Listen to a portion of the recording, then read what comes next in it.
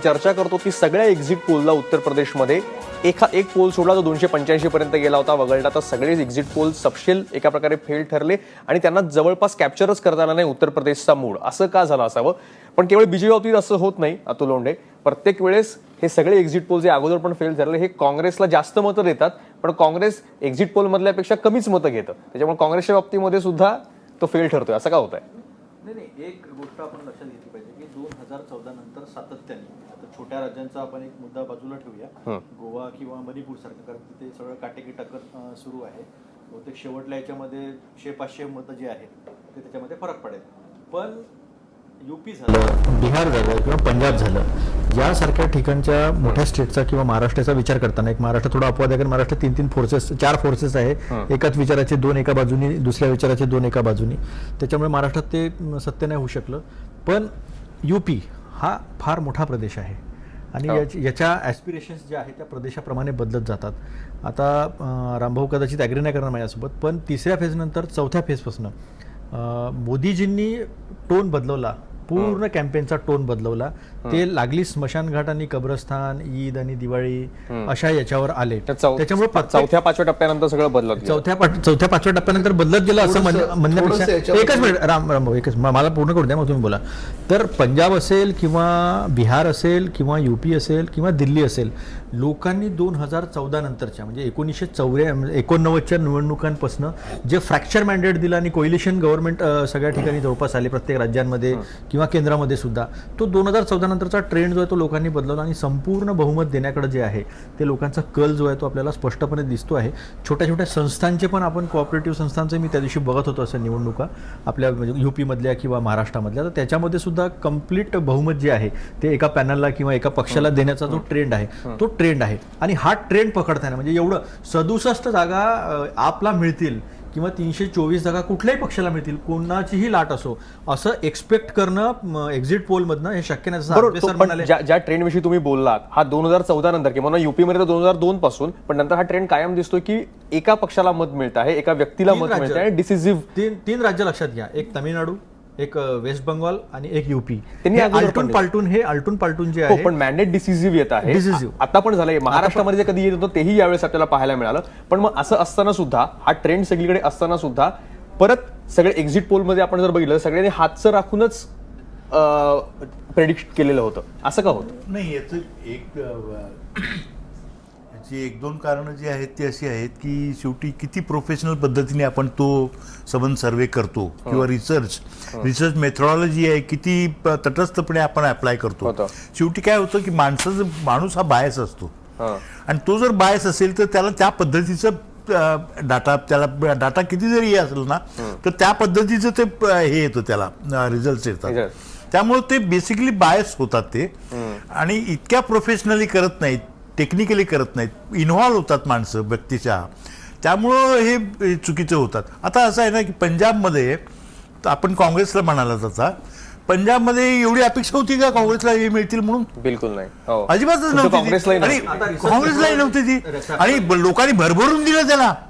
म्हणजे तिथं ट्रायंग्युलरच होती परत, म्हणजे बीजेपी आणि अकाली दल एका बाजूला, दुसऱ्या बाजूला आप होते, आणि आपची चर्चा तर इतकी होती की आपच येईल सत्तेवर असं लोक बोलत होते.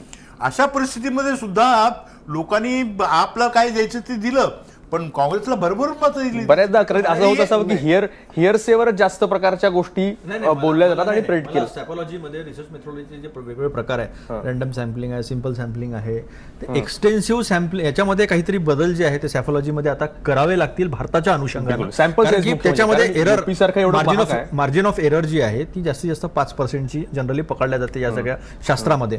आता याच्यामध्ये जर एवढा मोठा जर फरक पडत असेल तर मग भारताचा आकार आणि भारताची सगळ्या बाबतीतली जी विविधता जी आहे आणि मुद्द्यांची जी विविधता आहे त्याचा जर सर्वंकषपणे विचार करणारी एखादी तशी व्यवस्था, सॅम्पलिंगची व्यवस्था जर झाली तर कदाचित थोडंफार जवळपास पोहोचू शकू.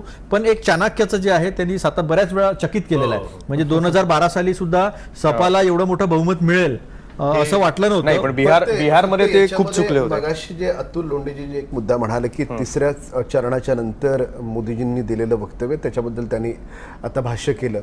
फक्त मी एक माहितीसाठी एवढंच सांगेन की उत्तर प्रदेशामध्ये पहिल्या चरणामध्ये जवळपास 135 ठिकाणी निवडणुका झाल्या आणि त्यावेळेस देखील एक्झिट पोलचा सगळ्यांचं असं म्हणणं होतं की 90 ठिकाणी भाजप आघाडीवर राहील. पण आपण लक्षात घ्या, त्यावेळेस देखील मोदीजींनी विधान नव्हतं केलं. ज्या विधानांविषयी त्यांनी सांगितलं तरी सुद्धा त्या पहिल्या चरणातल्या निवडणुका ज्या ठिकाणी झाल्या त्या ठिकाणी जवळपास 115 जागा मिळाल्यात. तर त्याच्यामुळे आपण हे जे मतदान आहे, जे वारंवार आम्ही भाजप पक्ष म्हणून किंवा सरकार म्हणून जे सांगतो, हे लोकांनी विकासाला दिलेलं मतदान आहे. हे गरिबांसाठी काम करणारं सरकार आहे. हे लोकांच्या मनामनात जाऊन बसलेलं आहे. आणि काय होतं की एक्झिट पोलचा माणूस, जसं अतुलजी म्हणाले, आजबे साहेब म्हणाले, खरं आहे की आपण सॅम्पलिंग घेतो, किती लोकांचं सॅम्पलिंग घेतो आणि ते सॅम्पलिंग घेत असताना अगदी तळागाळापर्यंत आपण किती पोहोचतोय न पोहोचतोय हा पुन्हा एकदा संशोधनाचा विषय आहे. पण काम करणाऱ्या माणसाला लोक निवडून देत असतात, हे या निमित्तानं आपल्याला. आणखी एक प्रॉब्लेम असेल जो तुम्हाला तुमच्या बोलण्यामध्ये आलं की प्रत्येक फेज नंतर ते निवडक सॅम्पल्स घेतात आणि त्यानंतर ते एक्झिट पोल तयार होतात.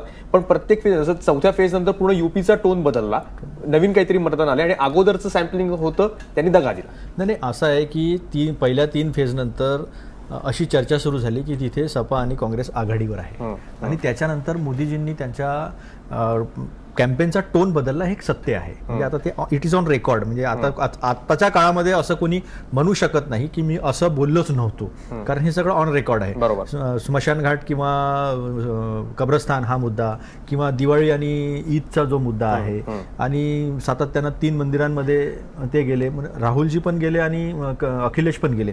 पण खालती एक मुद्दा मी सहमत होणार नाही, ब्रह्मनाथकरजी बोलले होते त्याच्याशी, तो असा की अपना दल ही कुर्मी संघटना, कुर्मी याच्यावर आधारित आहे अपना दल जी आहे ती, किंवा सुहेल सिंग राजभार जे आहे ते त्यांना सोबत घेतलेलं होतं. असं पण म्हटलं जातं की नॉन जाटव आणि नॉन यादव असं वगैरे जे काही कॉम्बिनेशन वगैरे जे आहे ते करण्याचा प्रयत्न केला. आता 324 नंतर मतदानाची जी आकडेवारी आहे त्या आकडेवारीनंतर विश्लेषण करता येईल की बा हे बीजेपीला पण हे अपेक्षित नसेल, त्यांनी अपेक्षित प्लॅनिंग केलं पण अपेक्षित नसेल, आणि मतदान जे आहे कदाचित ते सगळ्यांचं झालं पण असेल. ते सगळे मतदानाची आकडेवारी जी आहे ती समोर आल्यानंतर लक्षात येईल. पण असा प्रयत्न बीजेपीने केला नाही असं म्हणता येत नाही. कम्युनल लाईन्सवर इलेक्शन देण्याचा प्रयत्न मोदीजींनी नक्की केलेला आहे. लोकांनी त्याचे परिणाम असे होतील हे अगोदरच्या प्रेडिक्शनमध्ये काय दिसलं नाही. एक असं होतंय का की नोटाबंदीमुळे काय दुष्परिणाम झाले, बीफ बॅनमुळे काय बीजेपीवर अँटी परिणाम होणार, या सगळ्या अनालिसिसमध्ये ह्याच जुन्या पॅरामीटर्समध्ये तर्कांमध्ये अडकून बसलं अनालिसिस आणि परिणाम ही सुनामी आपल्याला कळलीच नाही. असं असू शकतं. म्हणजे तुम्ही जे म्हणताय ना ते असू शकतं की लोकांचा मूड समजून घेण्याचं असं आहे की काय आहे, क्वेश्चनर कशी तयार करायची, लोकांचं मन काय आहे हे समजण्यासाठी कशी क्वेश्चनर फ्रेम करायची, ही जर चुकीच्या पद्धतीने केली तर लोकांचं मन आपल्यासमोर उघड होणार नाही. तिथं काही चुका होतात का असा एक प्रश्न असतो. दुसरा असा आहे, मी तुम्हाला सांगतो की भारतामध्ये इतकं वैविध्य आहे ना, त्या वैविध्यामध्ये कुठलाच एक्झिट पोल कॅप्चर करू शकत.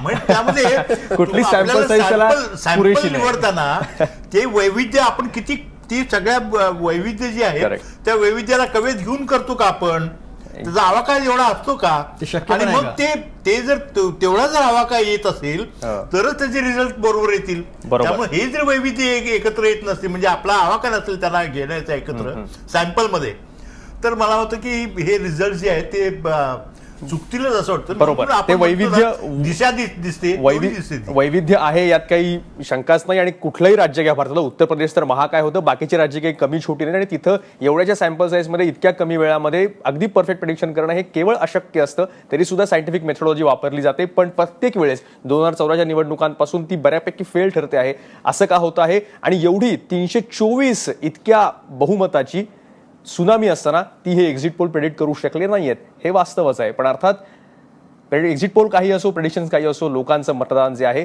ते या आकड्यांमधून दिसतंच. तुम्ही पाहत राहा एबीपी माझा. आपलं विश्लेषण असं सुरू राहणार आहे उत्तर प्रदेशच नाही तर बाकी सगळ्या 5ही राज्यांच्या निवडणुकांच्या निकालाबद्दल.